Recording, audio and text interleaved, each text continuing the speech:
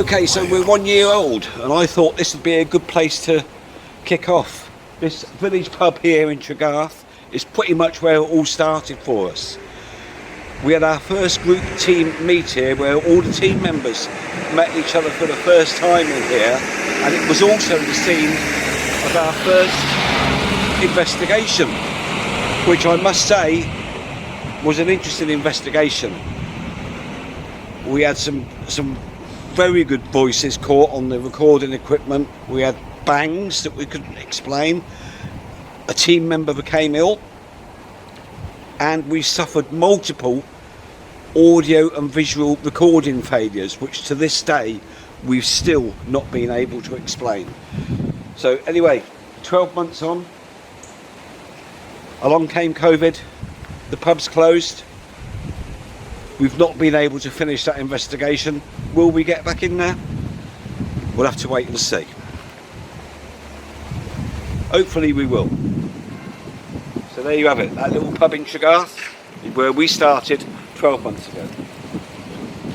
Okay, as a team, one area we have invested in quite heavily is in equipment, whether that's EMF detectors, voice recorders, cameras, and basically anything that we can use to try and bring you evidence of the afterlife. That includes the editing equipment as well. Now, one piece of equipment that we did invest in was the SLS Connect, which we actually, if you watch our I Try to Hold Hands with a Graveyard Ghost, you will see me beside the grave there, where I'm holding my hand out and I'm asking this ghost to hold hands with me. But little did we know at the time that the SLS Connect will produce a matchstick figure out of any object. It could be a chair in an empty room, and it will make a matchstick figure out of that chair. And not only that, the software is designed to interact with you. So if you put your hand out to try and touch it, it will react with you. It'll also reach its hand out and try and touch you. So when you watch that I Try to Hold Hands with a Graveyard Ghost, that is actually what's happening. At the time, it was genuine for us. We thought there was genuinely something there. We no longer use it. We discontinued using that. But it's a lesson learned, you know. Obviously the EMF detectors and the voice recorders and that are good, and we have had some successes at catching evidence with them. But there you go, you know, we're only a year old. You live and learn. Just point out incidentally, when we came here to film that originally, this graveyard is terribly overgrown, but as you can probably see, if I just pan the camera around, they have actually started clearing this, and they are actually making quite a good job of it.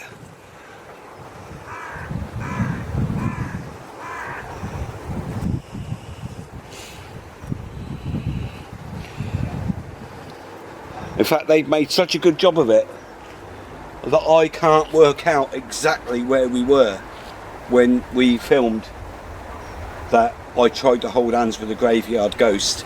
I know the grave, we called it Jane's grave because it was Jane, but I've walked up and down here and I cannot find Jane's grave. It's clearly here somewhere, but just goes to show how much difference clearing a bit of undergrowth can make. Right now, I could spend a long time showing you video clips of our investigations, but I'd rather concentrate on the future and what is to come. But first of all, we need to get this horrid COVID out of the way, as it's hampering our progress. But having said that, to have reached more than 200 subscribers within 12 months I think is a good achievement for us. So I think we can be more than happy with the progress that we have made and where we are today. But we hope to get even better. And there are a few things we've got planned to help us achieve that. We're looking at collaborating with other YouTubers in the hope of bringing you better content. We are looking at travelling further afield to try and find better places for us to investigate and generally bring you better content. Now, also we're branding ourselves with printed workwear to brand us as a team, and I want to say some special thank yous as well to people that have helped our progress. First and foremost, a music composer that has saved me an awful lot of time when it comes to the editing process of the videos. I used to spend an awful long time looking for royalty-free music that I could use safely without the risk of copyright infringement. Copyright infringement. And that is Chris Hankin. He put us together some music tracks that is exclusive to our channel. You won't hear them anywhere else. So thanks, Chris, for that, because that has saved me an awful lot of time, and it's given us another unique element to our productions. Another person I want to thank is my nephew, Darren Elvis. If you've been on our Facebook page and seen our logo, Darren designed that logo. And again, it's another bit of uniqueness for us. I've had to write a script so I remember all this, because I'm terrible at remembering things, yeah. But of course, most of all, the thanks I think need to go out to our team. It's our team that make us what we are. Without the team, there would be no Ghosthunter Wales, and I would not be here talking to you now. There's no doubt about that. And of course, then there's our viewers and our subscribers, because without you watching our content, what point would there be in us doing this? Although of course we do it because we are in search for the truth. We want to bring you any evidence that we can possibly find. So, happy first birthday to us, 1 year old. I hope we will be around for quite a bit longer yet. So thank you all for watching, thank you for supporting us. Remember, you can come onto our Facebook page as well.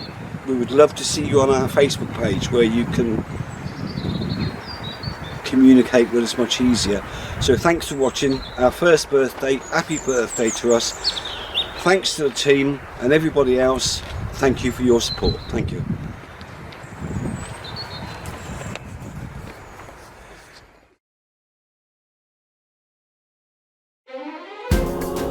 Ghosthunter Wales.